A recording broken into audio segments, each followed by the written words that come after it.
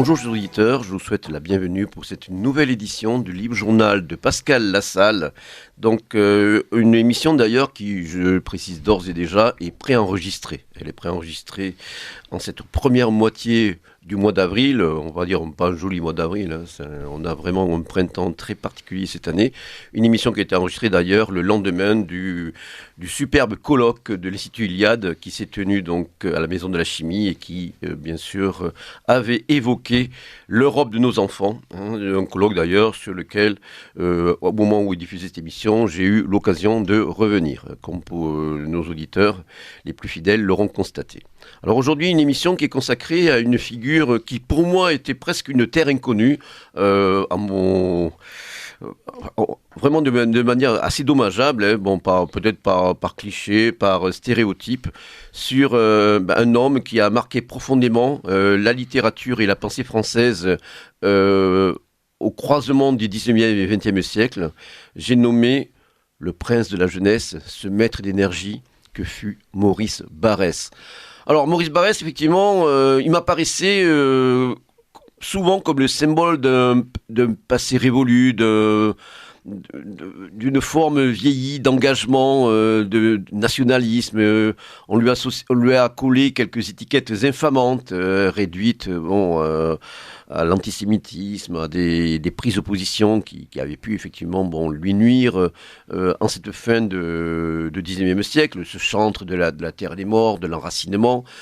Ça m'apparaissait effectivement comme une référence un peu désuète, obsolète, vieillie, et à grand tort.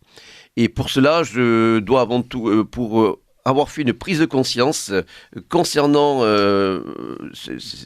cette figure qui mérite en fin de compte de recevoir un regard neuf, je me dois de remercier vivement le jeune homme qui est mon invité ici présent aujourd'hui. J'ai nommé Jérémy Banton. Jérémy, bonjour. Bonjour Pascal. Alors, je précise que vous êtes accompagné par quelqu'un qui est plus de ma génération et qui aura à s'exprimer surtout en fin de partie d'émission. C'est la première fois qu'il est en direct également dans ce studio, mais il était déjà intervenu par téléphone où il y a déjà un petit moment. J'ai nommé aussi un vieil ami de plus de 20 ans, Duarte Branquinho. Duarte, bonjour. Bonjour Pascal. Bon dia, devrais-je dire, parce que tu es bien sûr un ressortissant de ce Portugal mystique, de ces Quinto Império, de ce Portugal que l'on aime, ce Portugal secret, hein, pour un petit peu paraphraser l'Allemagne secrète de Stéphane Georg, par exemple. Et nous avons tous donc nos contrées, nos pays, nos nations secrètes en quelque sorte. Donc toi aussi, tu nous offriras un regard portugais, sur Maurice Barrès, la manière dont il a été reçu dans ton pays. Mais avant tout, voilà, je tiens à remercier Jérémy Banton qui vient de publier, il a publié il y a déjà 2 mois, 2-3 mois. En décembre, oui, voilà, pour le centenaire de la mort de Barrès. Voilà, pour le centenaire, effectivement, il me le rappelle, parce que moi, mon ignorance est abyssale sur ce sujet, mais il va contribuer à me la combler, même si j'ai commencé à le faire avec le merveilleux petit essai qu'il a sorti dans la collection Longue Mémoire de l'Institut Iliade. Beaucoup d'ouvrages de cette collection ont été d'ailleurs recensés à cette antenne, donc intitulé Maurice Barrès, le prince de la jeunesse.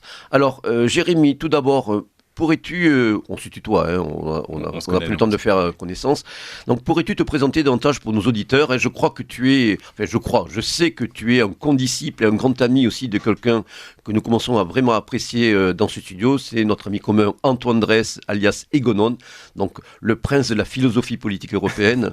Alors vas-y, dis-nous qui es-tu sans pour autant tomber bien sûr dans le divan d'Henri Chapier, ça parlera de vieux auditeurs, et de faire une psychanalyse de mauvais aloi, en direct bien sûr. Alors, comme tu le dis, je suis un condisciple et un ami d'Antoine Dresse, donc je suis belge, comme lui, j'ai 27 ans maintenant. J'ai fait des études de philosophie à l'Université libre de Bruxelles avant, spécialisé en philosophie médiévale entre autres, très intéressé par la littérature du 19e siècle et du 20e siècle française, même européenne en général. J'aime beaucoup notamment la littérature allemande. Et voilà, au-delà de ça, je travaille et j'ai une petite entreprise que les auditeurs de Radio Courtoisie connaissent peut-être, qui s'appelle Idéochoc, ce qui est une plateforme de formation en ligne que j'invite les auditeurs à aller visiter sur notre site internet ideochoc.fr.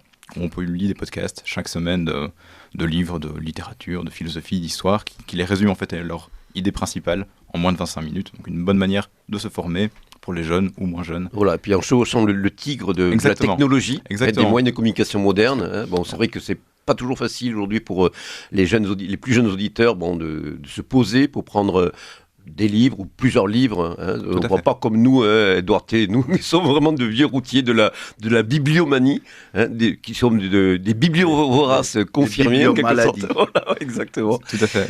Il y a des problèmes de concentration qui sont abyssaux dans la jeune génération, et le but c'était d'aller les chercher, comme tu dis, de tirer le positif de cette technique, et donc les moyens d'Idéochoc sont les suivants, à savoir du format court mais de qualité. Il y a de nombreux contributeurs maintenant qui écrivent ces textes et qui sont ensuite enregistrés par des voix radio afin de maintenir un niveau de régularité, d'excellence et de sérieux, tout simplement. Voilà, alors pour rentrer directement dans le vif du sujet, je pense que beaucoup de plus jeunes auditeurs, comme moi, beaucoup moins jeunes, mais moi j'ai beaucoup moins d'excuses, connaissent mal Maurice Barrès, donc tu as eu aussi ce talent, en partie dans ton livre, donc de resituer Maurice Barrès à la fois dans son parcours existentiel et aussi dans le contexte particulier de l'époque. Il est aujourd'hui méconnu, ce contexte, on va dire, d'abord du Deuxième Empire, ensuite de la Troisième République. Donc pourrais-tu commencer par résumer un petit peu déjà les premières années, enfin le parcours, la Bildung, on dit les Allemands, de Maurice Barrès, son parcours un petit peu personnel et en quelque sorte de formation, ces années de formation, associées au contexte de l'époque, avant de rentrer vraiment dans les thématiques, les aspects de son œuvre qui sont intéressants à la fois sur le plan littéraire et on le voit sur le plan politique.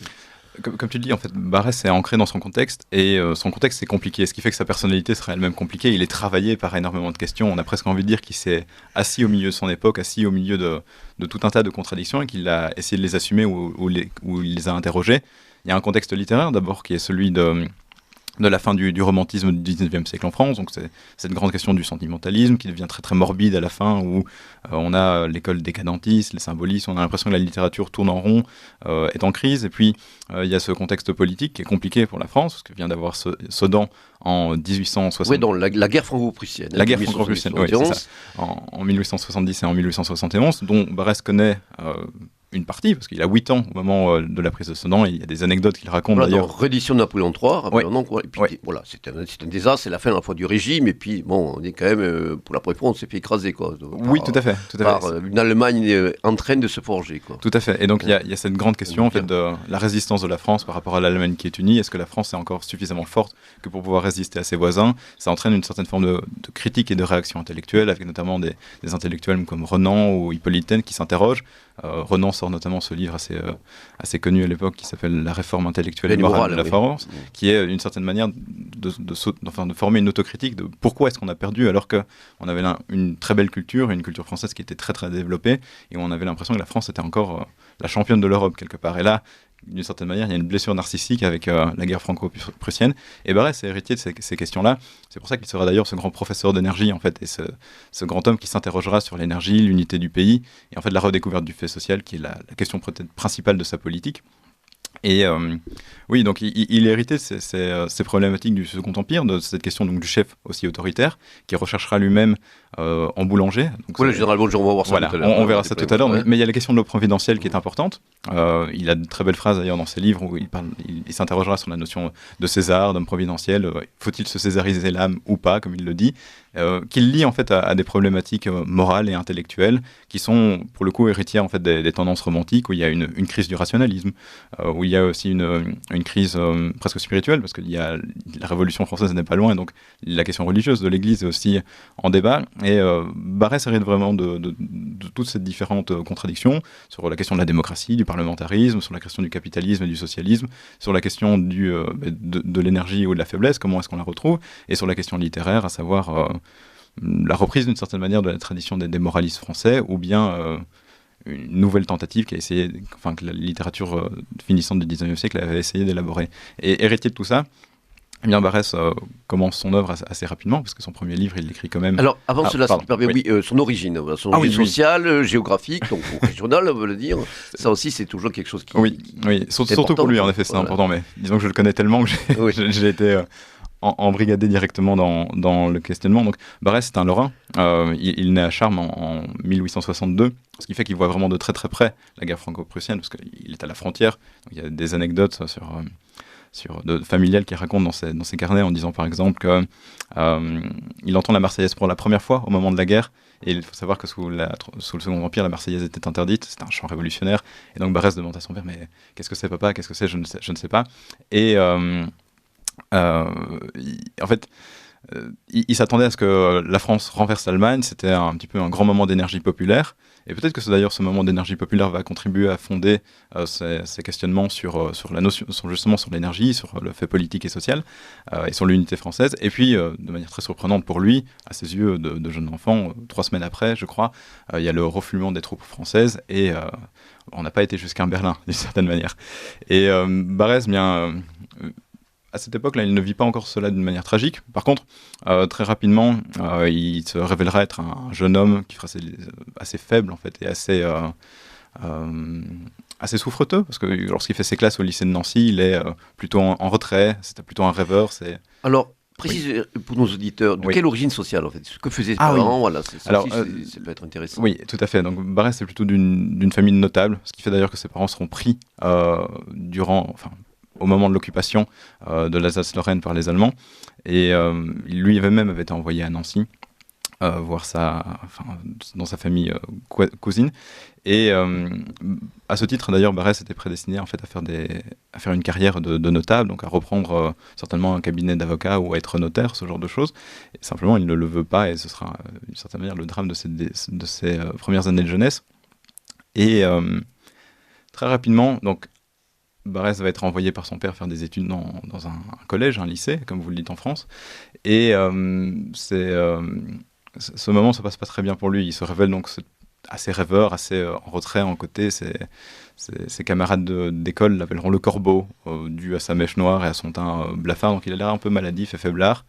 Et il n'a pas vraiment d'amis, pas vraiment de vie sociale. Donc c'est un individu qui est très seul au début de sa vie. Et son premier ami, en fait, il le rencontre vraiment à 17 ans, qui est le fameux Stanislas de Guetta, qu'on ne connaît plus aujourd'hui, mais qui a eu un impact assez important pour la vie de Barès. C'est celui qui va l'initier au romantisme, à une certaine forme d'occultisme aussi.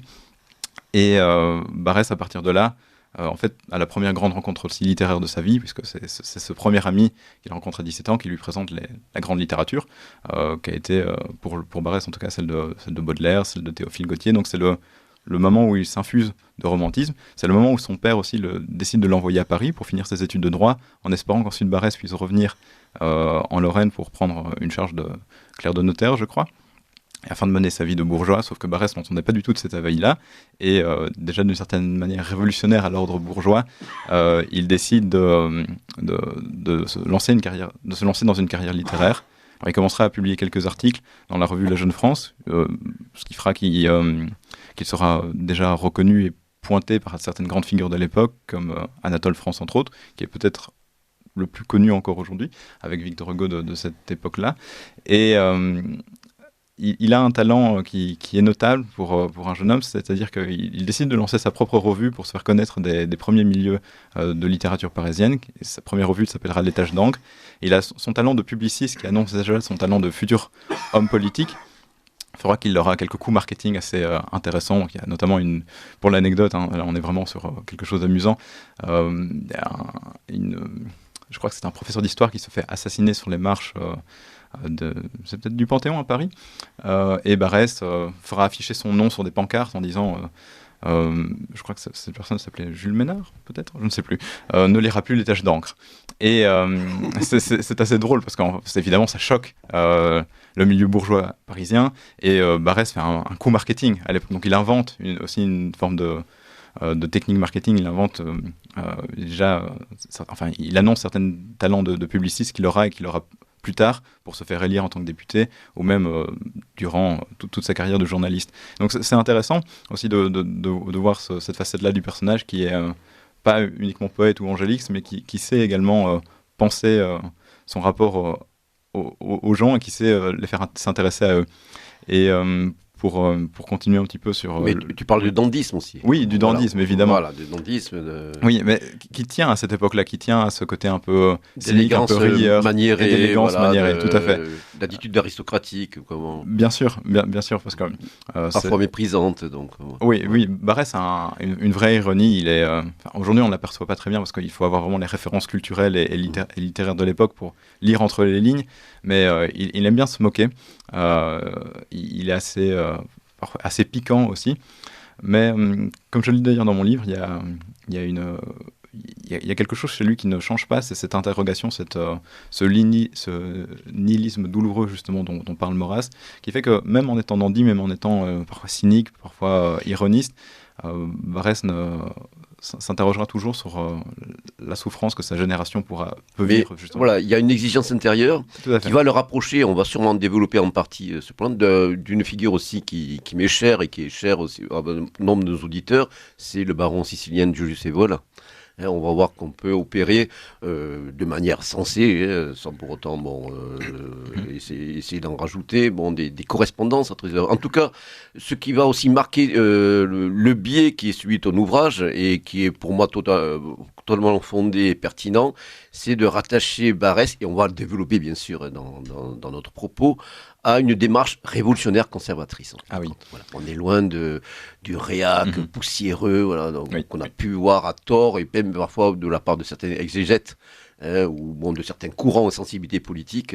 C'est cette démarche révolutionnaire conservatrice avant la lettre, en quelque sorte, par rapport à son pendant allemand. Donc je crois que ce qui est intéressant de faire, c'est, comme tu l'as fait un peu dans ton livre, le culte du moi. On va essayer de voir, de lever aussi parfois peut-être un peu les équivoques sur ce terme, qui peut porter à confusion. Et ensuite, on va voir la déclinaison de ses actes et de sa pensée et de ses écrits sur le plan politique et social, quoi. Si tu veux bien. Oui. Alors, ce culte du moi, qui est associé d'ailleurs à ses débuts d'écrivain, qui essaie de percer. Qu'est-ce qu'on peut en dire? Parce que on a dit beaucoup de choses. En citant également les œuvres, sa fameuse trilogie, qui a marqué ça, sans pour autant tomber dans trop de détails, étant donné que malheureusement l'heure nous est comptée. L'inexorable écoulement du temps. Oui. Peut-être un mot sur ce choix de l'expression de révolutionnaire conservateur pour le caractériser. Ça tient à une attitude en fait.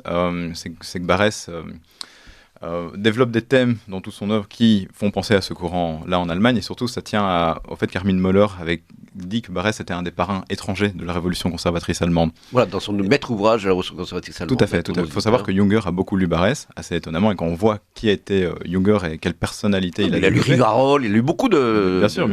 Mais Barrès est un auteur qui l'a beaucoup influencé. Ouais. Et les thèmes que Barrès développe, et comme tu l'as déjà cité, à savoir cette forme d'individualisme aristocratique, cet anti-bourgeoisisme aussi, cette haine de l'argent, on pourrait dire, que Barrès tourne en fait vers une quête de la qualité, de la structure intérieure, d'où le culte du moi, qu'en fait, si on veut expliquer le plus facilement ce terme, par culte du moi, il ne faut pas entendre le culte de l'individualisme, il faut plutôt entendre le culte de soi en tant que formation intérieure. Et donc une forme de culture aristocratique de soi. Donc il y aurait d'une certaine manière l'individualisme auquel on pourrait opposer d'emblée Barrès, c'est l'individualisme du jouisseur un peu desséché, qui ne tourne qu'autour de lui et de sa propre satisfaction personnelle, sans quête esthétique, sans quête de l'ordre intérieur et de la hiérarchie qu'on pose en soi. Et pour ça, les romans de Barrès, en fait, surtout ces trois premiers, sont vraiment très particuliers parce que ce ne sont pas des romans avec une intrigue. Cite-les, on ne veut pas de les citer pour vite. Le premier de cette trilogie, c'est Sous l'œil des barbares, ensuite Un homme libre et puis Le jardin de Bérénice, qui ont déjà 3 titres assez qui pose en tout cas certaines questions, à savoir Sous l'œil des barbares. Donc il y a des barbares et en face des barbares, il y a donc le moi qui se cherche et qui essaye de s'édifier lui-même en face du reste. Et alors est-ce que barbare c'est le Philistin de la culture de Nietzsche ou est-ce que c'est les autres, simplement tous ceux qui ne sont pas moi? C'est une question intéressante qu'on peut se poser. L'homme libre, c'est le moment où le moi en fait a effectué sa mutation et a découvert ce qu'il était, d'où il venait et comment il devait vivre. Et donc il affirme sa liberté, ce qui veut dire que la liberté pour Barrès, c'est pas simplement la jouissance de ce qu'on est, c'est pas simplement la volonté, c'est avoir découvert le chemin qui nous structure et qui fait qu'on doit vivre d'une certaine manière. Donc en fait la liberté chez Barrès, c'est d'une certaine manière la loi intérieure. Ouais, en fait d'être connecté à son destin au regard de son équation personnelle. Tout à fait. Là aussi, je pense naturellement aux travaux d'Evola et à ses écrits, tout à fait. Ses correspondances. Il y a une recherche chez Barrès qu'on peut presque dire heideggerienne, d'ailleurs je fais quelques parallèles dans mon petit livre, à savoir une quête de l'origine de ce qu'il y a au plus profond de nous-mêmes et qui amène Barrès en fait dans cette trilogie du culte du moi à découvrir la fameuse notion d'enracinement et où il dira, en fait, au plus on est enraciné, au plus on est un homme libre, parce que en découvrant son enracinement originel, on découvre qui l'on est, on découvre l'ensemble des impulsions qui nous ont faites, et donc on est capable de structurer notre âme. Et vraiment l'importance de la notion de l'enracinement et de la tradition chez Barès, c'est en étant inscrit dans un passé et dans un futur, c'est une chose très importante, c'est pour ça que Barès n'est pas qu'un conservateur, il n'est pas que muséal. C'est une notion dynamique. C'est une notion dynamique, tout à fait. Le but, c'est de se révolutionner de l'intérieur pour faire en sorte de revenir à ses origines. Donc il y a un retour à l'origine, un retour au commencement, en fait, qui permet à l'homme, qui était désossé, désarticulé, dû à la modernité et à toutes ces tendances nihilistes qui avaient été mises en place. On est dans une période post-révolutionnaire encore. Hein. Bon, la Révolution française a profondément marqué les esprits. Le météore Bonaparte, Napoléon, dont nous reparlerons peut-être à propos justement des professeurs d'énergie, de cette notion-là. Donc effectivement, il y a ce questionnement profond. Hein. Oui, tout à fait. La France entre vraiment dans une période de baseaux. On commence à les voir advenir. Bon, comme tu l'as rappelé tout à l'heure, c'est lié déjà à la défaite face à la Prusse qui va devenir empire allemand. Et puis aussi, le déclin démographique. Enfin, il y a une crise morale. Et comme tu dis, Renan avait essayé d'apporter une réponse avec son maître ouvrage. Oui, et en fait, cette crise morale, Barès va vraiment essayer de la résoudre par l'appel à la tradition et au culte des ancêtres, ce qui deviendra plus tard le fameux culte de la terre et des morts, ce qui ne l'est pas encore au moment du culte du moi. Au moment du culte du moi, c'est la compréhension pour Barès d'il est d'une race. Mais attention, quand on dit une race, on n'entend pas la race uniquement biologique, surtout chez Barès, mais on entend comme étant l'affinement d'un esprit à travers différentes générations. C'est presque ce que Evola appellerait la race spirituelle. Exactement, j'allais dire. Il y a aussi des correspondances intéressantes qu'on peut établir avec les... Et c'est des notions qui essaimeront d'ailleurs beaucoup, même dans la révolution conservatrice allemande, quand Spengler dira par exemple des nazis, à force de parler uniquement de la race, on n'en a plus, parce qu'on n'est plus d'une belle race, d'une certaine manière, on n'est plus l'incarnation de l'esprit. En fait, chez Barès... on montre qu'on n'a rien intérieurement. Exactement. En fait, cet appel à la tradition, cet appel même à la notion de race, c'est un appel spirituel. Et le but, c'est d'être au mieux de ce que l'on a été dans le passé, de se constituer, de se reconstituer une colonne vertébrale en s'arrimant au fait social passé et donc en essaimant dans le futur. Ce qui fait qu'en fait, Barès est un penseur qui tient cette double équation de l'individualisme et de la tradition de manière assez remarquable, parce qu'il remarque très vite que l'individualisme, on en hérite, et on n'a pas le choix d'en hériter, puisqu'il y a eu la Révolution française, il y a eu l'esprit des Lumières, le XVIIIe siècle, et donc on ne sait pas faire l'impasse dessus, mais en même temps ça ne suffit pas, et on en souffre beaucoup, puisque les gens sont... il y a une impression d'émiettement spirituel, et donc il y a une tentative d'assumer les deux. De se dire, à partir de la situation qu'on a, du fait que l'on a de l'individualisme, comment faire pour le sublimer de l'intérieur. Et c'est ça qui est intéressant, c'est que ce n'est pas simplement un réactionnaire comme Maurras l'a été. D'ailleurs, peut-être que cette manière d'assumer le passé, même le passé révolutionnaire, montre la tension qu'il y a dans l'amitié Barès-Maurras, dont on reparlera certainement plus tard. Mais voilà, Barès a ce fait-là, et essaie vraiment de sublimer cet individualisme pour atteindre cet individualisme aristocratique dont je parle dans son livre, et comme tu le dis, qui peut être vraiment rattaché à la notion de l'individu absolu d'Evola, où il y a cette envie de se lier à la tradition primordiale par presque goût de la transcendance, par envie de sublimer l'individualisme simplement relatif par une forme de nouvelle absolue. Alors justement, à travers ces points développés, certains auditeurs pourraient se poser la question des relations avec un quasi-contemporain, Friedrich Nietzsche. Oui. Voilà, et Sophie sur Rome, pareil, on répond aux mêmes défis en quelque sorte, ou même à des interrogations à la fois fondamentales et assez semblables de cette manière. Oh oui, tout à fait. Alors, Barès-Nietzsche, c'est compliqué, parce que Nietzsche commence à peine à être traduit en France à cette époque, et Barès est très ami en fait avec un individu qui s'appelle Théodore de Wijewa, qui est d'ailleurs d'origine polonaise, et qui est le premier vraiment à introduire le wagnérisme et le nietzschéisme en France.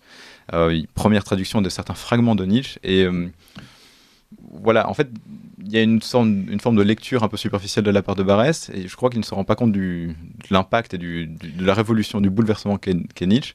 Simplement, je trouve que dans les thèmes, les deux se rejoignent assez fort, en fait, sans le savoir. Barès, plus tard, va critiquer Nietzsche quand il en fera une lecture plus approfondie en 1901, je crois, et où il va critiquer l'orgueil du surhomme. Je pense qu'il passe à côté, parce que ses débuts, en tant qu'homme du culte du moi, ressemblent assez étrangement en fait à Nietzsche, notamment quand il parle des barbares dans ce fameux culte du moi, des barbares qui écrasent le moi par leur matérialisme, leur lourdeur, mais aussi leur force de caractère. Ça peut ressembler d'une certaine manière aux Philistins de la culture que Nietzsche décrit dans les considérations inactuelles. Et surtout, cette quête aristocratique du moi, cette culture du moi, ressemble étrangement aussi à la quête du surhomme chez Nietzsche.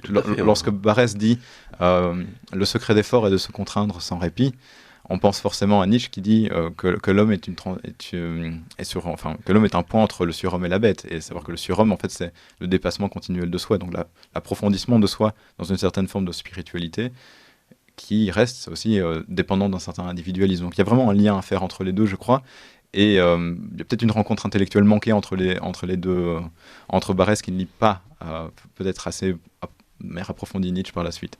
Par contre, c'est intéressant de voir, c'est qu'il y a chez Barès, et parfois c'est quelque chose qui est plus ou moins insoupçonné, une certaine germanophilie culturelle, quoi. Oui, tout à fait. Alors, justement, tu as évoqué Wagner. Oui, tout à fait. Parce que Barès, en effet, aujourd'hui, il a vraiment cette image du nationaliste français, presque parfois tiré du côté exclusivement nationaliste français, alors que dans... Oui, c'est une lecture, on pourrait presque dire souverainiste. Oui, tout à fait. Oui, j'avais envie de le dire, mais je ne sais pas. Mais on le tire uniquement de... Chose. On le tire beaucoup sur ce pan-là, notamment à cause les fameux romans de l'énergie nationale et de sa trilogie postérieure, Les Bastions de l'Est, avec ce fameux livre Colette Bodoche, où il est très violemment anti-germain. Simplement, au tout début, Barès en fait est très influencé par la culture allemande. Dans Les Taches d'encre, il fait vraiment preuve d'un cosmopolitisme européen très fort, à tel point qu'il dirait que Kant et Hegel ont des droits sur nous dans tous les pays, tant ils sont géniaux. Il est fortement influencé par Heinrich Heine, qui est poète et philosophe allemand, et il aime beaucoup Wagner. Il dédie un très bel article qu'il appelle Le regard sur la prairie à Wagner, où il parle justement, et c'est intéressant de voir le thème qu'il emploie, de Wagner comme étant l'instigateur d'une éthique nouvelle et d'une sensibilité renouvelée. Et ce qui est intéressant, c'est de voir que Barès sera vu de la même manière par ses contemporains, à savoir comme celui qui va apporter une sensibilité renouvelée, une éthique nouvelle, quasiment comme un prophète. Et là, je crois qu'il y a un vrai recouvrement entre le romantisme allemand et le barésisme d'une certaine manière. Je voudrais lire une petite citation qui est justement relative à ce cosmopolitisme européen, donc c'est-à-dire de Bonalois, de Barès, donc que tu cites dans ton ouvrage. C'est un article qui est sorti dans Le Figaro en 1892. Donc je cite: littératures étrangères nous donnent ces curiosités de bouche, si nécessaires à des lettrés français fatigués de la table nationale, bien trop servie. Vive la France, elle est parfaite. Mais surtout, vive l'Europe. Elle a pour nous ce mérite d'être un peu inédite. Elle nous réveille par des poivres et des épices nouveaux. Nos maîtres français sont des épiciers dont nous avons épuisé la boutique. Tout à fait. C'est beau. Un article qu'il tire d'ailleurs cet article est assez connu puisqu'il s'appelle La querelle des nationalistes et des cosmopolites. D'une certaine manière d'ailleurs, Barès prend parti pour les cosmopolites. C'est un article de 1892. 92, et il critique en fond aussi la position d'un Charles Maurras aussi, qui est trop intéressé et trop exclusivement français, et peut-être pas suffisamment intéressé à l'ailleurs européen. Barès a beaucoup voyagé, je crois que sa position des débuts est alliée en fait à cette dynamique. C'est un homme qui a beaucoup aimé l'Italie, Venise et l'Espagne. Et moi, le seul livre de Barès que, mon grand désappointement, j'ai lu, il y a très longtemps déjà, c'était Le Voyage de Sparte. Oui, tout à fait. Qui était réédité aux éditions du Trident par Jean-Gilles Maliaraki, c'est pour les revues françaises. Donc il a voyagé, décrit. Mais c'est aussi des voyages intellectuels, et ça tient en fait à sa quête du renouvellement spirituel de la France. À ses yeux, il y a presque une philosophie de l'histoire en fait à tirer de cette réflexion et de cette citation que tu donnes. Il y a presque un épuisement de la littérature et de l'énergie française, et on essaye de s'interroger sur comment la renouveler, comment la faire en sorte qu'elle puisse revivre. En fait, c'est l'idée de se régénérer à notre tronc commun civilisationnel. Oui, d'une certaine manière. Voilà, qui est totalement le nôtre, en fait. En tout cas, je dis le nôtre, dans le cadre de cette émission, de la sensibilité qu'elle incarne.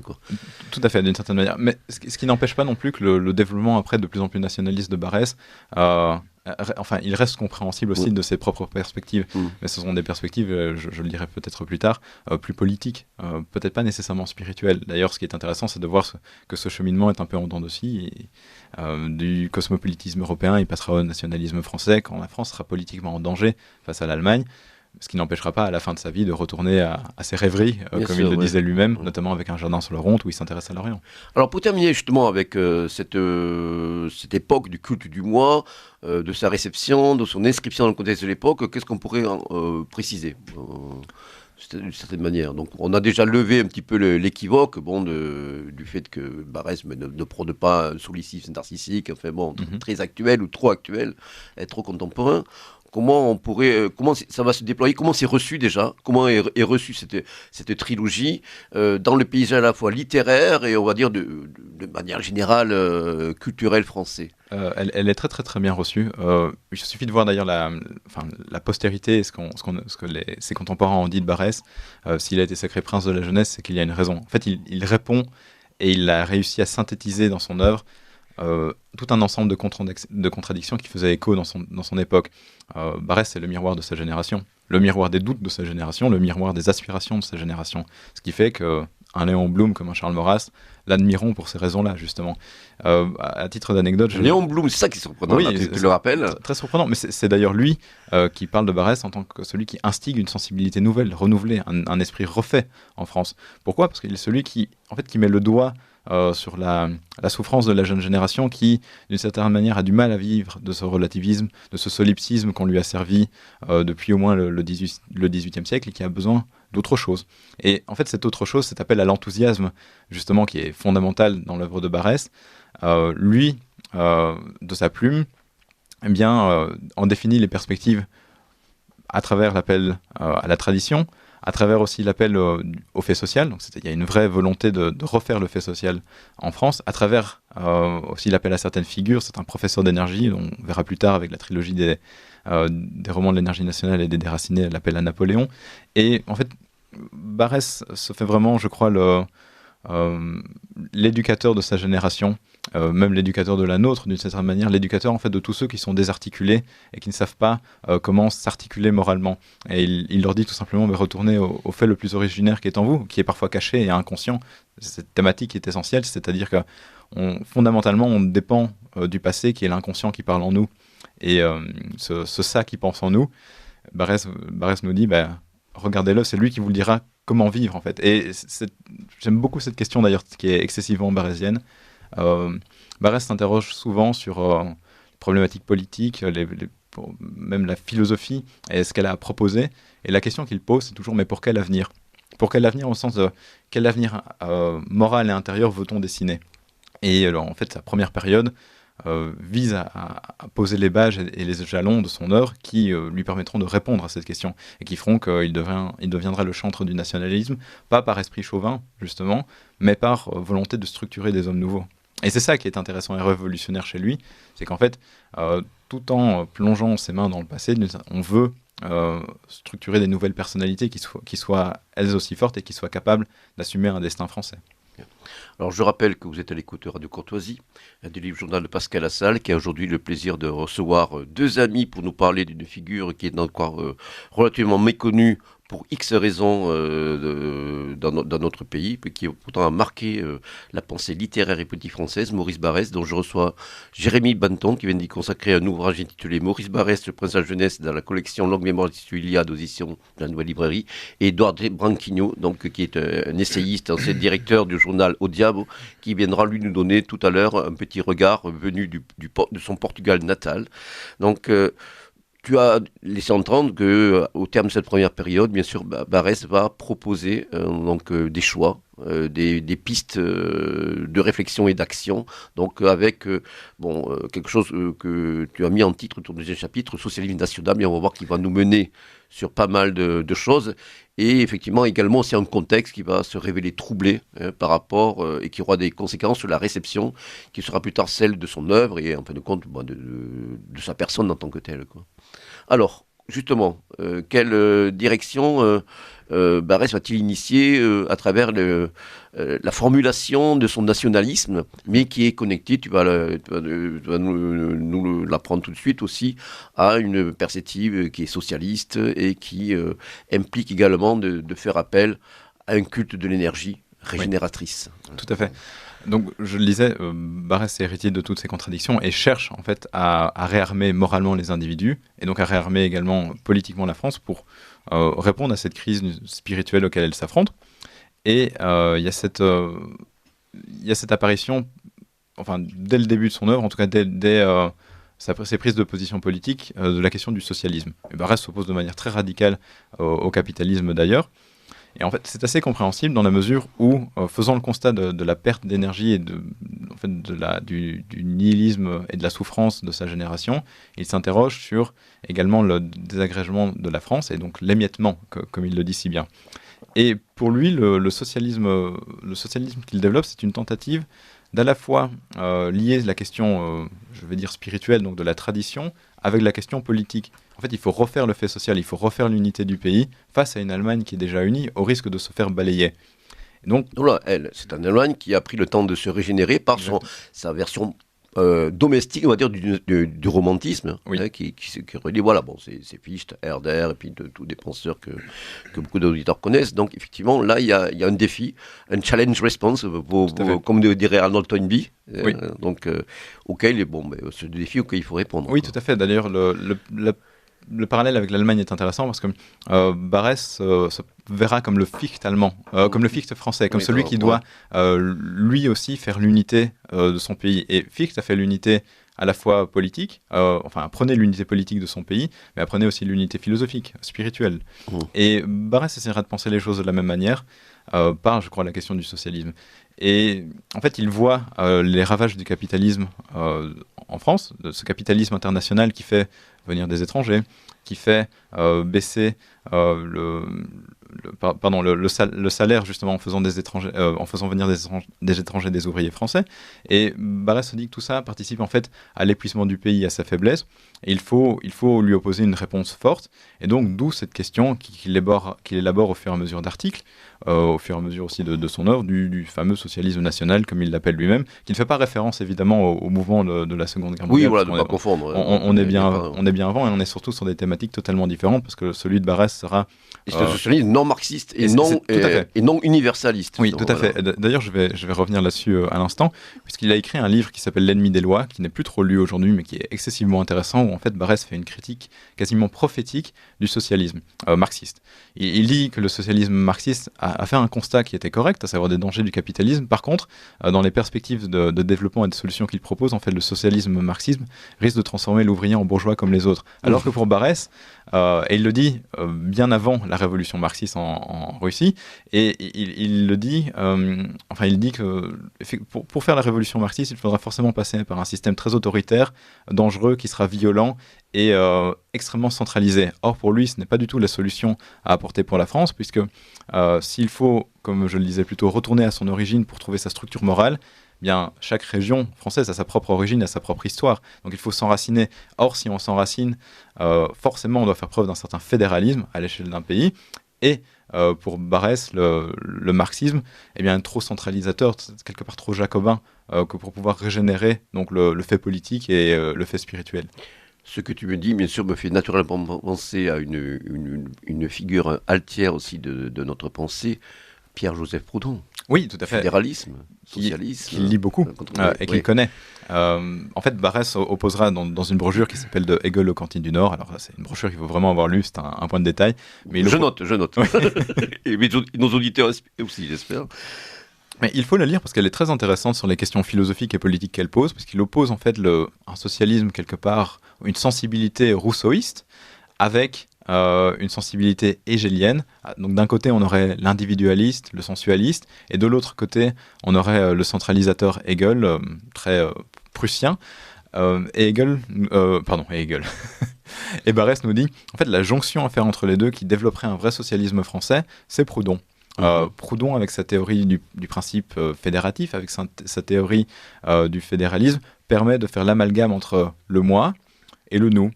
Et en fait, le lien est assez intéressant parce qu'il est à la fois une passation du moi au nous par une prise de conscience spirituelle, à savoir le fait que je viens de quelque part, je viens d'une tradition, je viens d'une origine qui ne dépend pas de moi, donc je suis quelque chose d'autre que moi-même, je suis un nous qui s'enchasse donc dans la tradition, dans le passé et dans un futur, mais en même temps je suis un nous aussi à l'échelle politique, parce que je ne suis pas tout seul dans un pays, et ma propre sensibilité étant insérée dans une région qui a elle-même son histoire, eh bien je m'insère par cette histoire-là dans un échelon plus grand qui s'appelle la région, qui s'insère elle-même dans la nation.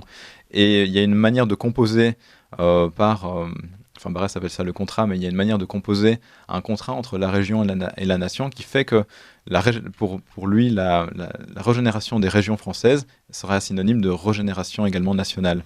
Et donc, oui, continue, excuse-moi. Pardon. Et donc, il pense vraiment cette intrication, cette imbrication entre les deux principes, presque entre les trois, j'ai envie de dire, entre le moi, la région et la nation. Et ça s'oppose donc au marxisme, qu'il juge comme étant beaucoup trop matérialiste, pour répondre justement à cette interrogation spirituelle qui est sous-jacente, à savoir ce retour à la tradition. Et donc pour Barrès, il faut penser à un socialisme qui soit beaucoup plus enraciné, un socialisme donc national, au sens de socialisme qui dépend d'un contexte, d'un cadre précis. Et il y a une toute petite brochure, alors c'est encore plus obscur que de Hegel Cantine Nord, mais que j'ai eu l'occasion de lire, en fait, où Barrès dit « notre socialisme est encadré ». Et donc, il oppose presque les sociétés encadrées aux sociétés désencadrées. Et les sociétés désencadrées dues au manque de tradition, c'est la société capitaliste par excellence, mais c'est presque aussi la société marxiste qui est par excès de cadre autoritaire politique, a perdu en fait son cadre spirituel qui est la tradition, qui sont les traditions locales. Elle s'est ossifiée, s'est calcifiée. Tout à fait. C'est la glaciation, quoi. Oui, tout à fait. Et ce que tu disais précédemment aussi, ça rappelle aussi que cette imbrication là des échelles régionales et nationales, elle doit être perçue en termes de complémentarité. Oui. Et souvent, nous, dans le cadre de la sensibilité qui anime votre serviteur, on essaie de montrer que nous devons nous positionner sur une conception triscalaire de notre identité, région, nation historique et empire civilisation continentale, ça veut dire. Et Barrès a pu anticiper en tout cas les deux premiers termes à travers justement cette thématique, enfin, la manière dont il a abordé. Oui, c'est tout à fait ma position et je suis entièrement d'accord avec toi. Je crois qu'en fait ce à quoi a contribué essentiellement Barrès, et surtout pour moi et j'espère pour les auditeurs qui nous écoutent, c'est que Barrès a pensé l'unité en tant que quelque chose de pluriel. C'est-à-dire que l'unité est toujours plurielle. Il n'y a pas une unité totale qui est due à un seul fait, qui serait le fait national. C'est pas l'unité jacobine. Voilà. C'est une unité appréhendée de manière jacobine, quoi. Tout à fait. Centralisatrice qui arrase en quelque sorte les niveaux inférieurs, mais bon, c'est pas un jugement de valeur bien sûr, dans les niveaux régionaux, provinciaux, etc. Tout à fait. C'est une unité qui dépend toujours de différents niveaux, et ces différents niveaux s'enchâssent les uns dans les autres. Donc en fait, c'est pas une unité logique, c'est une unité qui est dynamique, vivante, c'est comme une espèce d'harmonie discordante. Et ça rappelle de nouveau beaucoup Proudhon et ce socialisme-là qui pense en fait les complexités de la vie, qui pense les antagonismes. C'est l'avantage je termine juste sur ce point, c'est l'avantage de la dernière biographie qu'Emmanuel Godot avait sortie, où il montre la complexité du personnage de Barrès, qui est justement ce penseur des antagonismes en fait qui répondent aux conditions concrètes de l'existence, et donc ils sont pas du tout logiques. Et au fond, c'est la critique qu'il opposera à ce socialisme marxiste dans l'esprit des lois, c'est d'être beaucoup trop logique. C'est la critique qu'il opposera aussi d'une certaine manière à Maurras. La monarchie semble trop logique, alors que concrètement, l'histoire, la vie fait qu'il y a des situations qui changent, des unités qui sont, des faits qui s'assemblent dus à des contextes et qui forment des unités plurielles. Vous appréciez cette émission? Alors aidez Radio Courtoisie à en produire d'autres. Rendez-vous sur soutenir.radiocourtoisie.fr. Merci d'avance. Alors, on parlait tout à l'heure de Barrès comme professeur d'énergie, le roman de l'énergie nationale, et puis son rapport aussi à certaines figures qui ont pu incarner cette énergie nationale, comme Napoléon Ier. Notre empereur des Français, le premier. Je ne dirais pas le seul unique, parce qu'on redécouvre Napoléon III aujourd'hui, mais bon. Napoléon dit le petit de manière perfide, par Victor Hugo. Alors, la trilogie des romans de l'énergie nationale, c'est une très belle trilogie. En général, si on lit quelque chose de Barrès, c'est le premier roman de cette trilogie, à savoir Les Déracinés. On lit très rarement L'Appel aux soldats, et on lit encore parfois moins Leur figure. Ce qui est compréhensible puisque le roman Leur figure, qui est le troisième, est parfois un peu plus daté, il est plus pris dans des polémiques d'époque. C'est une trilogie qui est très intéressante parce qu'elle est écrite à un moment, après l'affaire Dreyfus, elle est écrite à un moment de l'évolution. On va y revenir. Oui, elle est écrite à un moment de l'évolution de la pensée de Barrès, où il a d'une certaine manière cristallisé son nationalisme, dû à l'affaire Dreyfus, à mon humble avis, et où il s'est rendu compte de la nécessité de faire revenir les Français au fait national. Et alors cette trilogie, pour l'introduire et pour la contextualiser, parce que là on a une trame, ce n'est plus comme le culte du moi où on avait des... Rapidement, en fait. Oui, mais c'est une trilogie qui n'est plus comme le culte du moi, on avait des portraits, c'était assez onirique. Ici on a une trame avec des personnages dont la psychologie est suivie. En fait c'est l'histoire de 7 jeunes Lorrains qui vont à Paris et qui vivent ce que Barrès appellera le déracinement, à savoir que ce sont 7 jeunes personnalités qui sont envoyées par leur professeur, qui s'appelle Bouteiller dans le livre, et qui d'ailleurs portraitise Auguste Burdeau, qui était un vrai homme politique de l'époque, qui était le premier à traduire les œuvres de Kant, et dont Barrès a suivi les classes au lycée de, Nancy, de philosophie au lycée de Nancy. Et en fait, ces 7 jeunes Lorrains sont envoyés par, d'une certaine manière, l'universalisme, la philosophie universaliste, à Paris, pour apprendre quelque chose, alors que le fond, et c'est la morale à tirer de cette trilogie, c'est que ces individus vont souffrir, vont avoir beaucoup d'échecs dus à ce déracinement, et ils auraient certainement vécu de manière plus heureuse et plus construite et plus productive s'ils étaient restés dans leur région. C'est ce que Barrès veut montrer, à savoir que l'universalisme, le kantisme, c'est le grand ennemi de cette trilogie, en fait, déconstruit les individus plus qu'il ne les édifie. Et il y a un échec, en fait, de la philosophie kantienne qui est pointé par Barrès, mais donc à travers la philosophie kantienne, c'est aussi l'échec de toute l'éducation de la Troisième République, qui était basée sur cette philosophie, et donc sur cette question des principes universels abstraits, et donc c'est aussi un échec politique. Voilà, et tu parles très justement de drame de l'énergie, et qu'on pourrait transposer dans la France aujourd'hui, quoi. Où là, c'est un drame, c'est carrément une tragédie. Alors justement, tu précises également que il y a une scène mal comprise des Déracinés, celle du tombeau de Napoléon. Oui. Justement, et qui nous fait aborder justement la figure, la perception de la figure de l'empereur. Oui. Pourrais-tu y revenir Oui, alors le nom de Napoléon revient très très souvent sous la plume de Barrès dans ses carnets, et notamment dans ce roman. Donc en fait, ces 7 jeunes cherchent des professeurs d'énergie. Alors là, c'est intéressant parce que c'est une première démarche de recherche d'énergie, presque pas de recherche d'enthousiasme qui leur permettrait d'affronter leur nihilisme intérieur, et ils se décident sur la figure de Napoléon pour s'édifier eux-mêmes. Comme c'est un petit peu l'éducation romantique, on se choisit des grands maîtres de manière un peu abstraite et on décide de les suivre jusqu'au bout et de suivre leurs principes. Alors il y a cette phrase, il faut se césariser l'âme, qu'il prononce comme un serment devant le tombeau de Napoléon, ce qui est un serment de grand style. Mais néanmoins, il y a quelque chose à montrer dans cette scène, et c'est pour ça que je dis qu'elle est mal comprise. En fait, l'évolution de ces 7 jeunes Lorrains, après cette scène du tombeau de Napoléon, n'est pas forcément meilleure. C'est-à-dire qu'ils se sont trouvés leur professeur d'énergie, et puis quoi ça mène quand même au drame, puisque à la fin des Déracinés, il y a Moucherin et Racado, je crois, qui sont les 2 personnages qui représentent les classes sociales populaires, qui sont exécutés suite à un crime qu'ils ont commis sur la maîtresse de Sturel, qui est le personnage peut-être représentant le plus Barrès dans le roman. Et en fait, on remarque que ce professeur d'énergie qui a été Napoléon n'a pas mené à grand-chose. Il a mené à de l'énergie, mais à une énergie en fait peut-être débridée, qui n'était pas structurée. Je te cite, si tu permets. Oui. Tu l'as magnifiquement écrit dans ton ouvrage. L'énergie déployée par l'empereur, pour titanesque qu'elle soit, reste un symptôme de la dissolution de l'axe traditionnel. Napoléon est le produit de la Révolution qui a brisé l'assise de l'éducation commune. Lui aussi est une énergie hors sol. C'est ainsi que cette profession de foi napoléonienne ne permettra pas aux protagonistes du roman de se relever de leur dissolution. Au contraire, énervés par le souvenir de l'empereur, ils courront plus rapidement à leurs erreurs.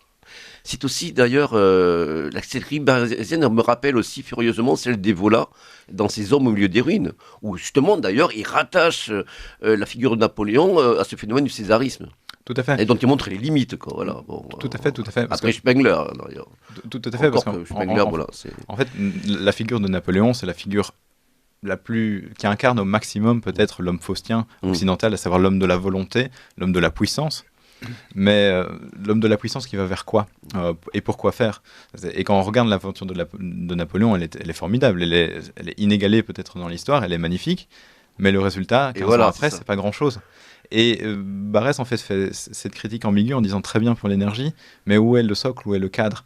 Et c'est pour ça que la question de son nationalisme, en fait, au-delà de la question de l'énergie, se rattache à la question du déterminisme, donc la question de la tradition, où pour lui, on développe le nationalisme comme étant l'acceptation d'un déterminisme. Nationalisme égale acceptation d'une tradition, acceptation d'un cadre en fait. Et le nationalisme de Barrès est donc un nationalisme qui essaye de trouver des professeurs d'énergie, des éducateurs spirituels pour les jeunes Français, mais dans un cadre qui est celui d'une tradition, d'un enracinement. Et c'est quelque chose, je crois, qui ne peut manquer de nous toucher, nous aujourd'hui, et je le dis parce que je suis jeune, où nous-mêmes, nous sommes parfois en quête, comme on le dit, de repères, de valeurs, et on cherche en fait ce cadre, naturellement. Il y a cette scène dans Les Déracinés qui est très très belle, et je crois qu'il est toujours d'actualité, où Barès met en scène un de ses personnages qui s'appelle Romerspacher, qui représente d'ailleurs un peu Maurras, qui est le rationaliste, le philosophe, et c'est Hippolyte, grand savant de l'époque, qui vient le voir et qui s'interroge sur la sensibilité de la jeune génération. Ils vont tous les deux se promener, puis ils regardent un arbre, et puis Hippolyte lui parle de cet arbre qui représente la structure, la famille, la structure sociale, avec des racines, des branches et des feuilles. Donc il y a cette dimension de l'organique qui est présente. Et en fait, il fait le point avec donc le personnage que Barès met en scène, Romerspacher, sur les sensibilités de cette génération. Et il a cette phrase qui est très intéressante. Romerspacher dit à Hippolyte, votre génération a essayé d'assumer le relatif, mais la nôtre, en passant de l'absolu donc au relatif, mais la nôtre se rend compte petit à petit qu'en fait on a peut-être besoin d'absolu, plus qu'on ne le pensait, qu'il est difficile de vivre que de relatif uniquement. Et cette question est essentielle, je crois, pour comprendre le nationalisme barésien. En fait, cette question de l'absolu, ce n'est pas qu'une question religieuse, même s'il y a un questionnement religieux chez Barès qui est toujours sous-jacent, notamment dans ses carnets et dans la fameuse colline inspirée. Mais c'est aussi la question en fait, de l'enracinement, de l'acceptation du déterminisme, et donc du cadre spirituel qu'on met au nationalisme, du cadre qui est comme une visée, comme un conditionnement des sensibilités et donc de l'énergie.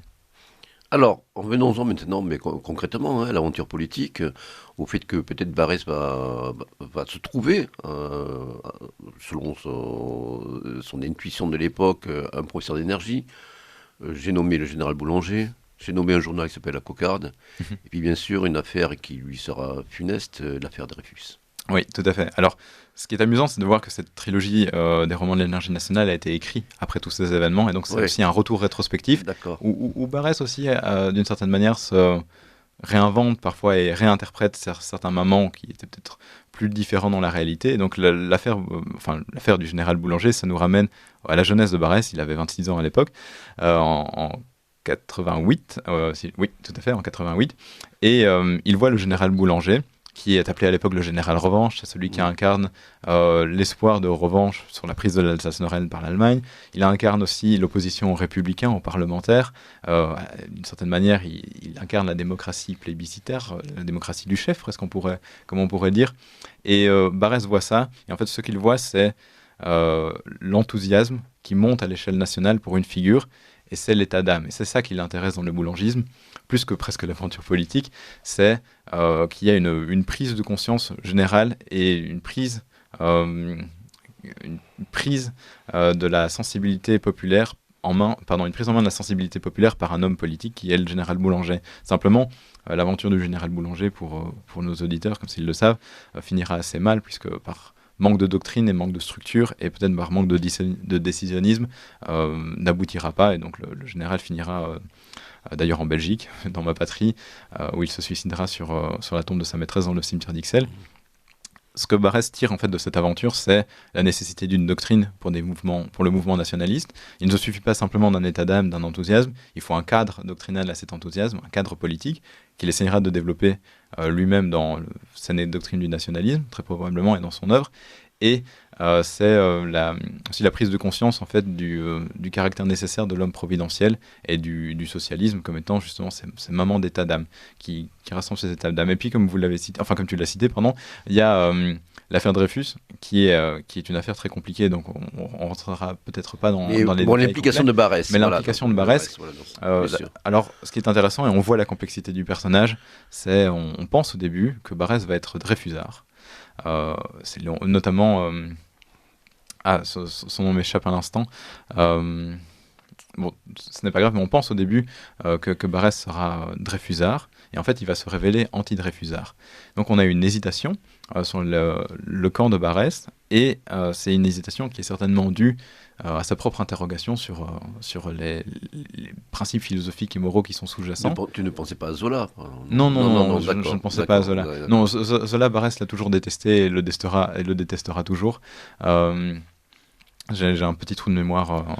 Non, par contre, dans cette période, il y a un anti-Dreyfusard qui était insoupçonné, improbable, c'est Jean Jaurès. Ah, mais voilà, c'est justement Jean Jaurès. Voilà, tout à fait. Chez moi en plus, il tarde là, et l'Occitanie. Merci. Grâce à toi, je me rappelle du nom. Mais oui, en fait, Jean Jaurès admirait Barrès. Il y avait une admiration mutuelle pour les deux hommes. Et Jean Jaurès pensait que Barrès allait vraiment être un Dreyfusard, alors qu'il se révèle anti-Dreyfusard, justement. L'affaire Dreyfus, donc, c'est vraiment la question.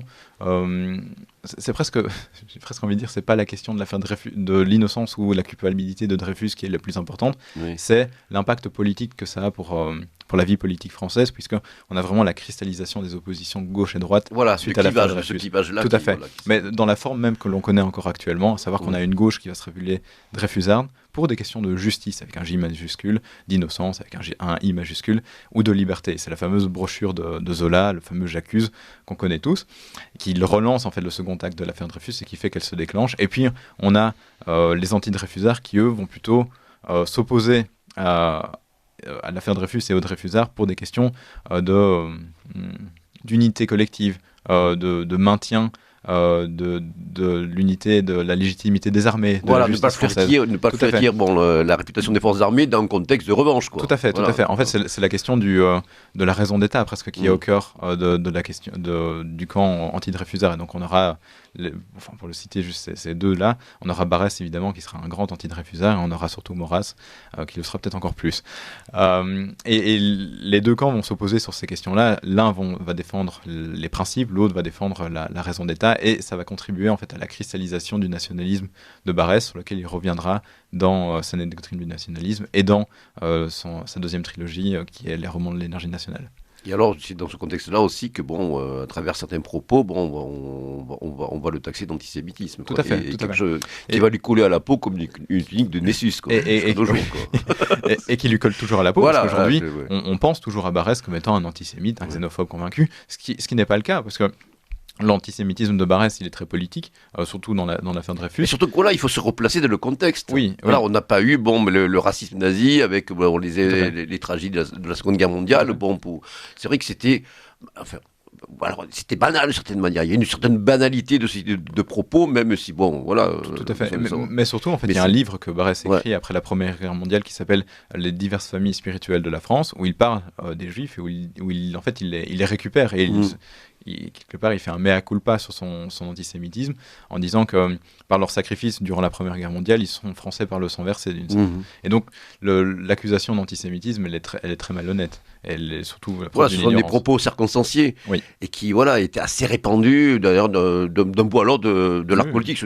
En disant ça, ce n'est pas les excuser, mais c'est en tout cas qui se sont rappelés qu'il faut se référer à un contexte particulier. Oui, il y avait un antisémitisme de gauche qui était très très virulent. Qui était social, qui a succédé à l'antisémitisme religieux et qui a précédé l'antisémitisme racial. Tout à fait. Qui commence à apparaître d'ailleurs à cette époque-là. Tout à fait. Alors, tu fais allusion à la Première Guerre mondiale, donc, et puis surtout à un retour à cet enracinement, à cette Lorraine natale, qui va s'effectuer, si je t'ai bien lu, à la fin de sa vie.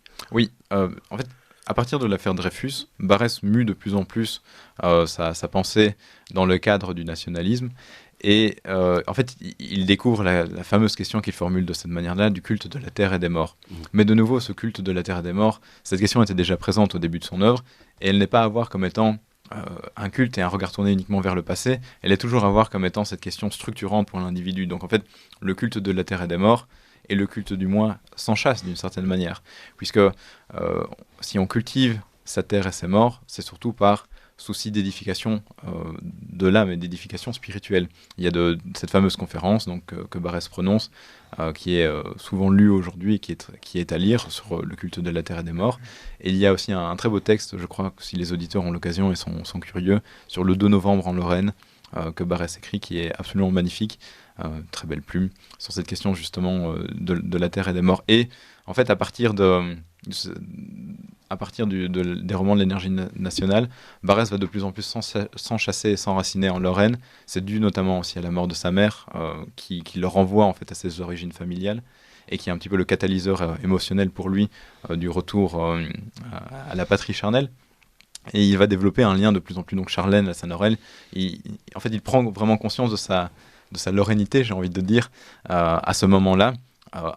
Jusqu'avant, il en avait conscience, et il le prononce déjà dans son deuxième livre, qui est Un homme libre, mais à partir, on va dire, des années 1900, il prend vraiment conscience de son caractère lorrain, il se réenracine, et il mènera d'ailleurs, quand il sera élu député de nouveau, durant cette fameuse année Barrès en 1906, où il est élu député à l'Académie, etc., il fera en sorte de plus en plus faire fructifier la culture et la Lorraine, sur le plan des arts, sur le plan de la littérature, voilà. D'accord. Alors, comme nos auditeurs, les plus fidèles le savent, nous nous efforçons dans cette émission d'être de bons Européens et d'élargir notre regard au-delà de notre hexagone natal et cher. Donc aujourd'hui, j'ai l'occasion et le plaisir de pouvoir aussi interroger un très vieil ami, Duarte Branquinho, donc, qui, je rappelle, donc, est un essayiste qui fut rédacteur-chef du journal patriotique Au Diabo au Portugal et qui est collaborateur régulier de plusieurs revues de tonalité conservatrice et identitaire. Donc un vieux routier en quelque sorte de notre mouvance au niveau européen. Alors Duarte, nous voudrions avoir, toi, ton point de vue sur la figure de Maurice Barrès. Toi, d'abord, personnellement, est-ce que c'est un auteur que tu as lu, qui a pu te marquer à certains égards, et ensuite, sa réception et son inscription dans le contexte portugais? Pascal, un peu comme toi, Barrès n'était pas une de mes références idéologiques, politiques de ma jeunesse, mais je suis arrivé à Barrès à partir d'une figure portugaise singulière que je crois intéressante, qui est la figure qui va apporter la pensée et l'influence de Barrès au Portugal. Je parle de Homem Cristo Filho, en français Homem Cristo Filho, qui est une figure qui commence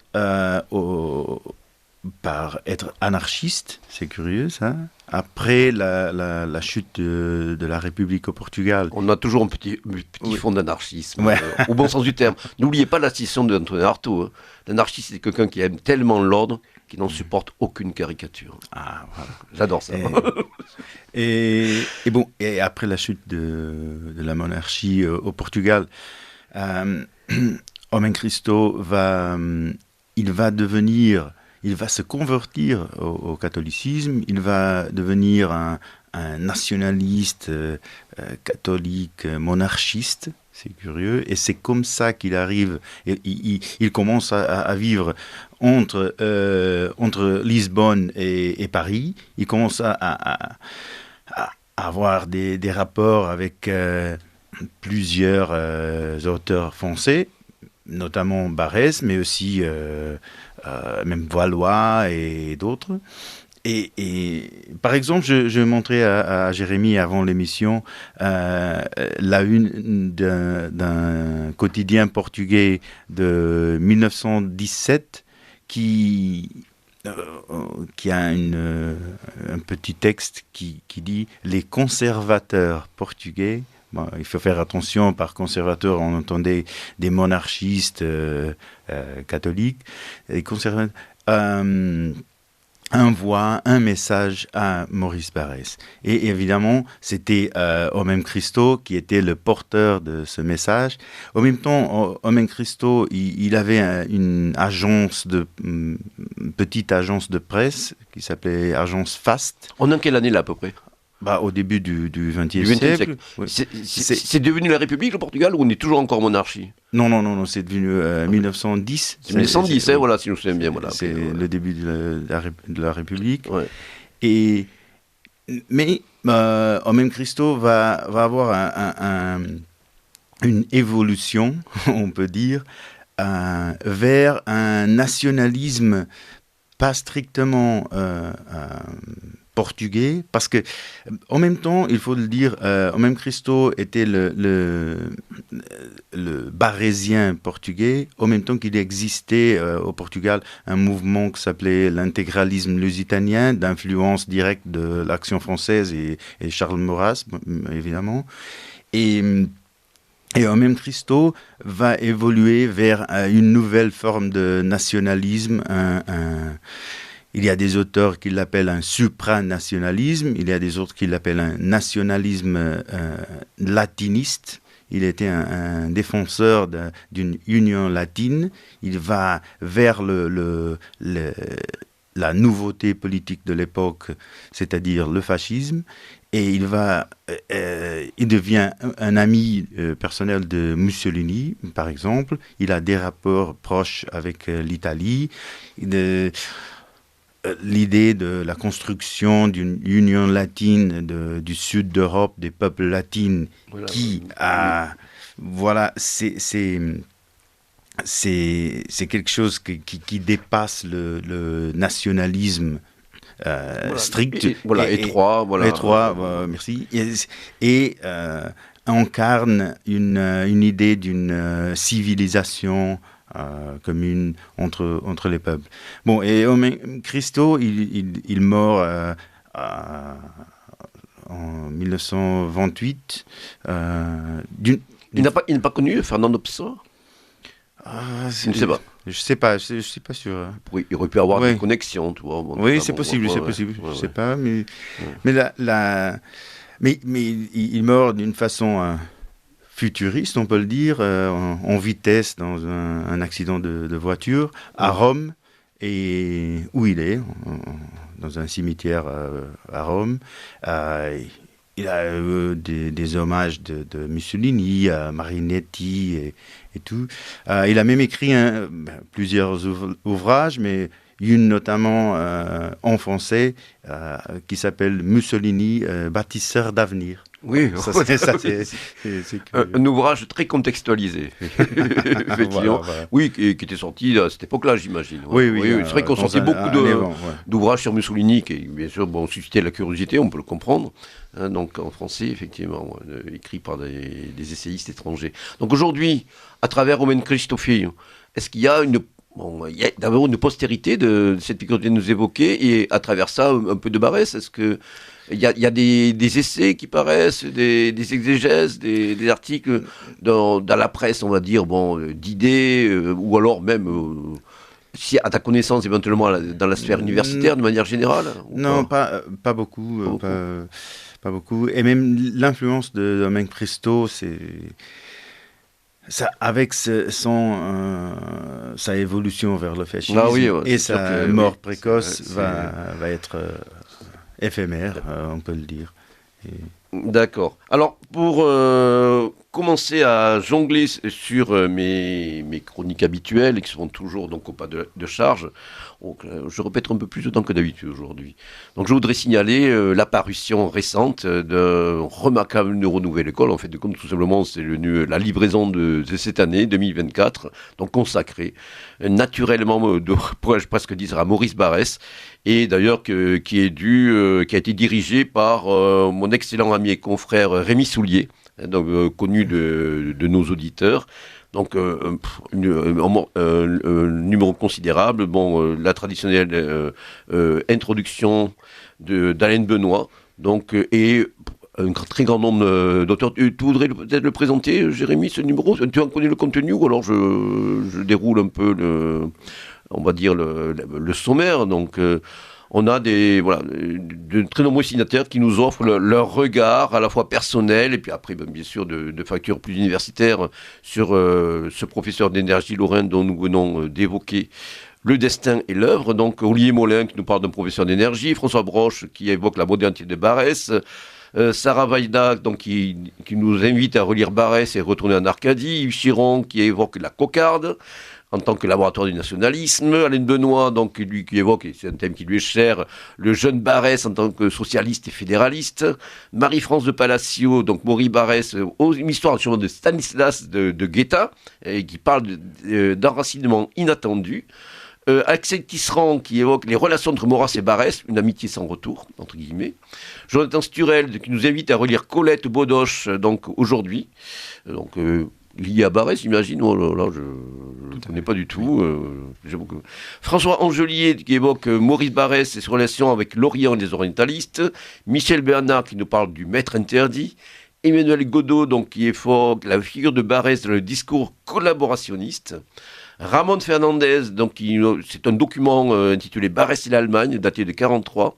Olivier Dard, donc, qui évoque le rayonnement et la postérité de Maurice Barrès, bon, tout simplement. Jean-Marie Domenac, le barrésisme et la révolution conservatrice, donc un écrit qui date de 1991. Karl-Heinz Weissmann, un représentant de la jeune droite allemande, donc, qui évoque Maurice Barrès et le nationalisme à l'heure des Singer, ça a intéressé beaucoup d'auditeurs et moi en particulier. Barrès ou le secret de l'Espagne par Michel Lhomme, voilà. Et puis après, bon, d'autres études, toujours en deuxième partie du numéro. Je note notamment, bon, la correspondance entre Jules Monroe, de ce sociologue trop méconnu, auquel j'avais consacré une émission jadis avec Hélène Benoît, et puis un article de Pierre Le Vigan sur l'architecture moderne, la construction de nos services de construction, ou comment gagner une guerre, la question de la France morale par Hélène Benoît. Voilà, donc une livraison extrêmement riche, en couleur, depuis déjà pas mal de numéros. Donc, et puis bon, des heures de lecture pour justement approfondir le magnifique petit essai avant-gardiste de notre jeune ami Jérémy, dont nos auditeurs auront apprécié la faconde constructive et surtout bon, la virtuosité de son propos. Des personnes comme lui, comme Antoine et d'autres, vraiment, n'est-ce pas mon cher Duarte, nous font vraiment espérer dans l'avenir. Nous pourrons quitter ce monde en nous disant qu'une bonne partie de la relève est assurée. Alors je continue mes petites chroniques, bon, elles seront plus brèves cette fois-ci. Alors, on va se pencher un petit peu, bon, on parle toujours d'enracinement, notre enracinement il se décline, nos auditeurs le savent, sur le plan européen, donc, et en particulier dans le domaine cinématographique.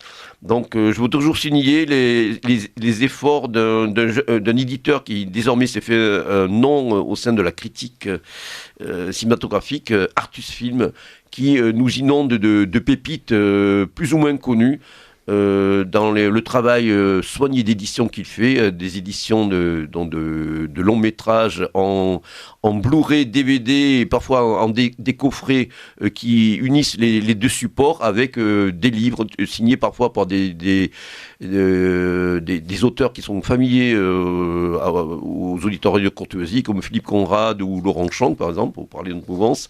Donc notre ami qui préside aux destinées d'Artus Film vient de sortir récemment un film réalisé par celui qu'on surnomma le Walt Disney russe, qui s'appelait Alexandre Ptushko. Donc, qui, comme on dit d'ailleurs, avait une ascendance ukrainienne plus ou moins lointaine. Et Alexandre Ptushko donc, a vraiment réalisé des films qui sont devenus des classiques de la cinématographie soviétique, inspirés souvent des contes pour enfants russes ou des Bélines, ces récits de chevalerie de l'époque ruthène d'ailleurs, pas uniquement russe, à l'époque où la Ruthénie de Kiev donc, comprenait les ancêtres de ces peuples aujourd'hui ennemis. Comme nous le montre l'actualité la plus tragique et la plus récente. Donc, Ptushko a réalisé de grands classiques connus des amateurs du cinéma russe et soviétique comme votre serviteur, Le Géant de la Steppe, Le Tour du monde de Sadko, Ruslan et Ludmila ou Le Conte du Tsar Saltan. Le Conte du Tsar Saltan, Les Géants de la Steppe ayant déjà été édité par Artus Film. Et là, donc, il s'agit de ce magnifique coffret qui recèle le troisième film édité de Ptushko qui s'intitule Sampo. Sampo, le jour où la terre gela. Alors pourquoi je parlais d'enracinement européen tout à l'heure? Parce qu'il s'agit tout simplement d'une adaptation du livre sacré du peuple finnois, le Kalevala. Donc le Kalevala aussi, qui est une source de notre longue mémoire, méconnue parce qu'effectivement on sort de l'ère, on va dire de l'ère AIRE, indo-européenne, pour entrer dans le monde finno-ugrien. Donc Alexandre Ptushko a réalisé vraiment une adaptation somptueuse, des couleurs, débordement de couleurs, de scènes, de tableaux, véritablement dans la réalisation soignée qui est la sienne et qui est caractéristique en quelque sorte de son œuvre. Donc Sampo, Le jour où la terre gela, donc double édition DVD Blu-ray, avec aussi des bonus conséquents. On a présentation par Christian Lucas et Stéphane Dédarian. On a des entretiens avec une historienne du cinéma, finnoise. Le directeur d'Artus a toujours le chic pour nous trouver des collaborateurs vraiment inattendus et rares, bien Eumann.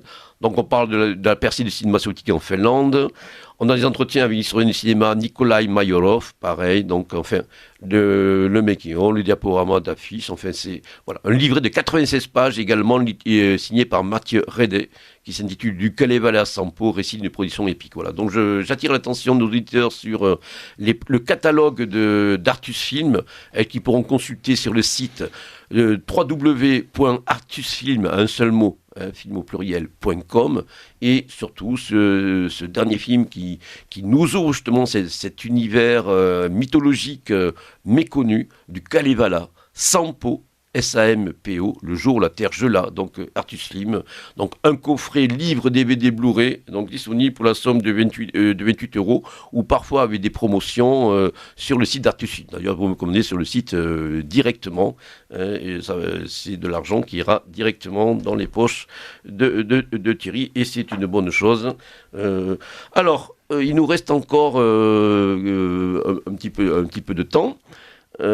Jérémy, quelles seraient les lectures et les éditions disponibles que tu pourrais conseiller à nos auditeurs?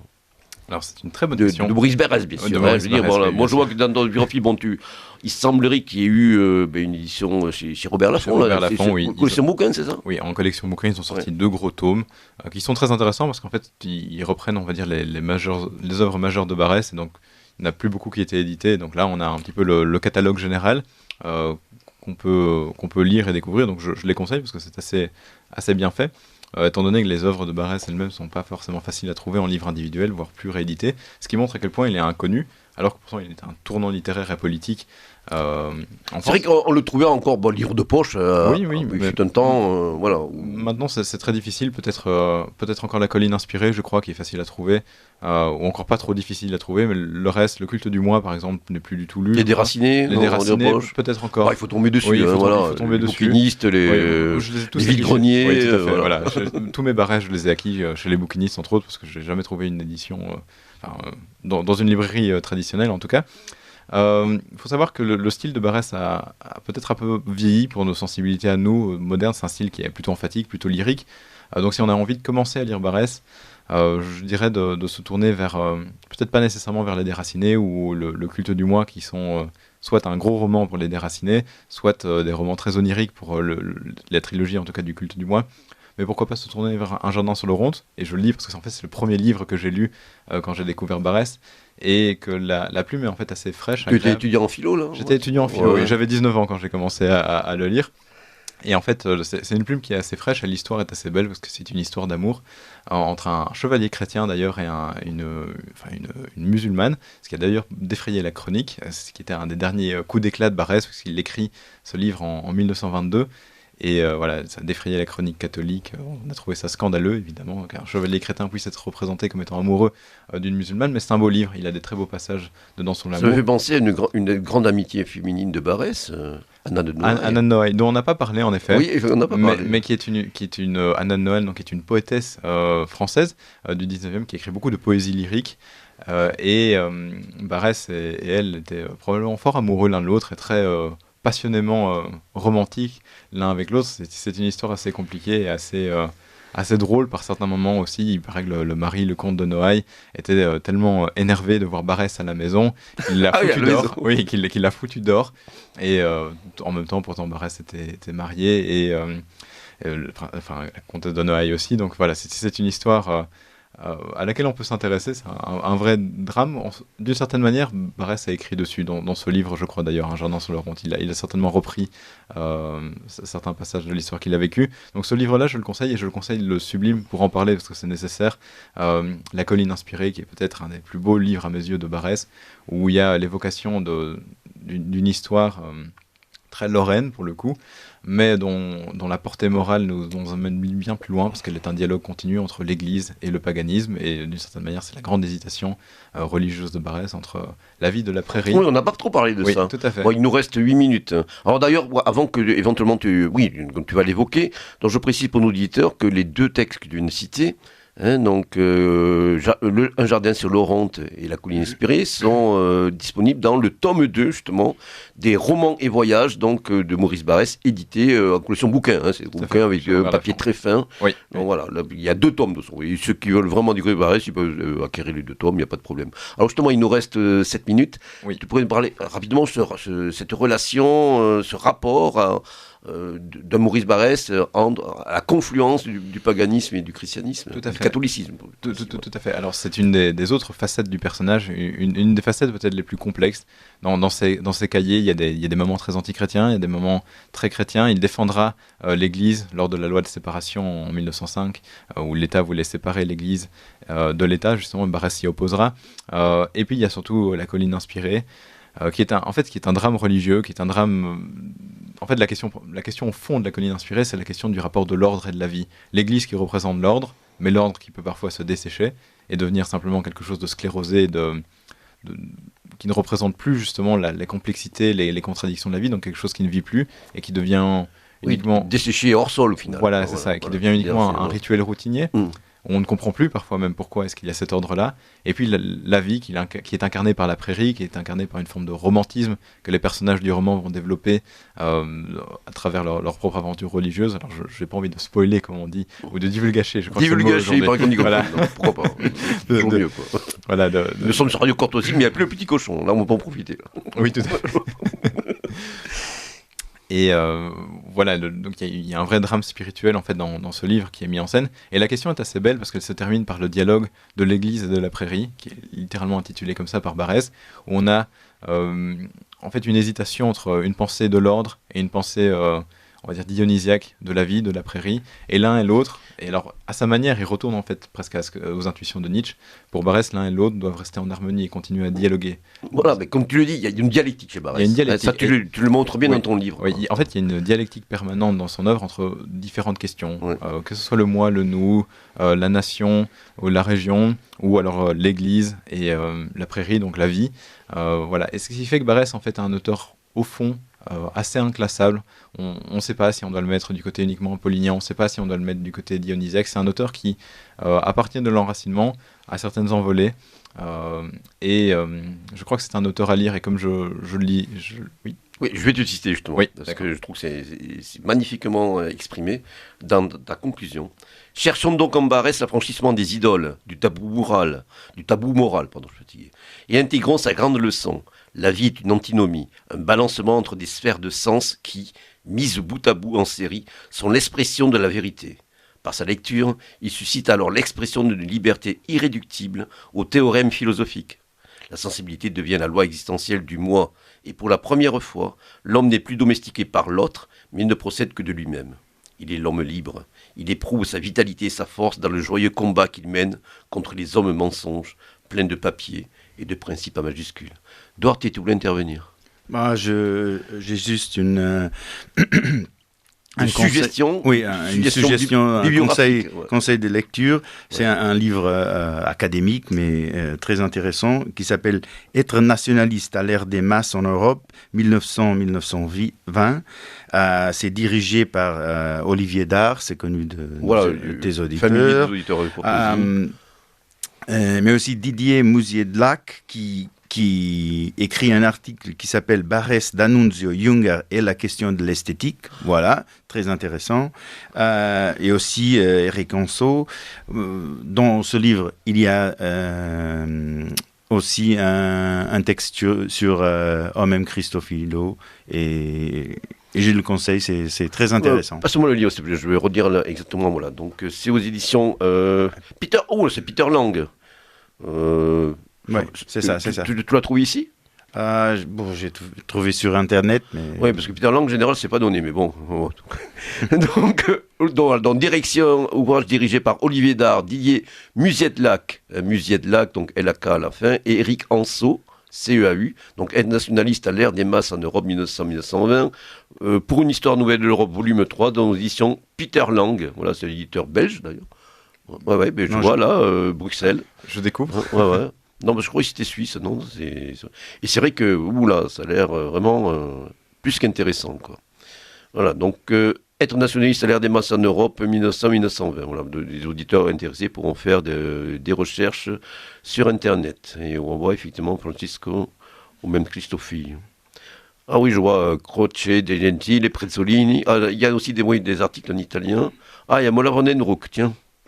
Nationalisme et conservatisme révolutionnaire, ça intéresse vraiment nos éditeurs. On l'a déjà abordé, l'itinéraire de Mola Vandenbroek de l'Allemagne wilhelmienne à la République de Weimar. Oh, il y a les Polonais. Ah oui. Roman Dmowski. Roman, tu dois connaître, Jérémy, hein, j'imagine que les concessions nationalistes de Roman Dmowski et leur influence sur la vie politique polonaise avant et pendant la Première Guerre mondiale, nationalisme et pensée économique de l'Allemagne impériale à la République de Weimar. Ouais, mais je vois que... Oui. Tu as toujours l'art de dénicher des petits... je crois qu'à nous deux, on fait l'affaire, quoi. Ouais, et donc, comme tu disais, Maurice Barrès, Gabriel D'Annunzio, Hans Junger, la question de l'esthétique par Didier Mouzetlac. Jérôme Gentaro, tiens, le colonialisme. Nationalisme italien au début du XXe siècle. Voilà. Bon, sinon, jeunesse et structuration du nationalisme français, par Olivier Dard, qui a sorti un ouvrage définitif d'ailleurs sur le 4 février. Hein, oui, récemment. Je dis.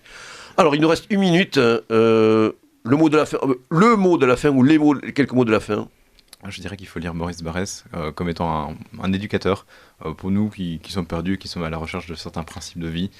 Il permet d'avoir une colonne vertébrale pour savoir comment diriger sa vie et vers quel avenir justement aller. Ouais. Duarte, c'est bon ? Bon, c'est bon. Merci Pascal. Merci. C'est moi qui vous remercie, mes amis. Merci, donc, merci d'avoir été présent. Merci Jérémy. Merci Duarte. Et je donne rendez-vous à nos auditeurs pour nos aventures métapolitiques dans une prochaine émission. Au revoir.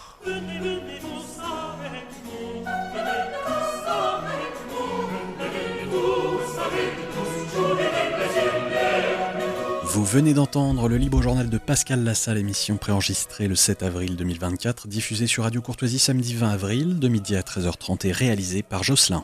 N'oubliez pas que Radio Courtoisie est une radio culturelle associative. Afin de sauvegarder une indépendance absolue, Radio Courtoisie refuse toute ressource publicitaire. Radio Courtoisie ne vit que grâce à ses auditeurs. Aidez-nous à demeurer libres.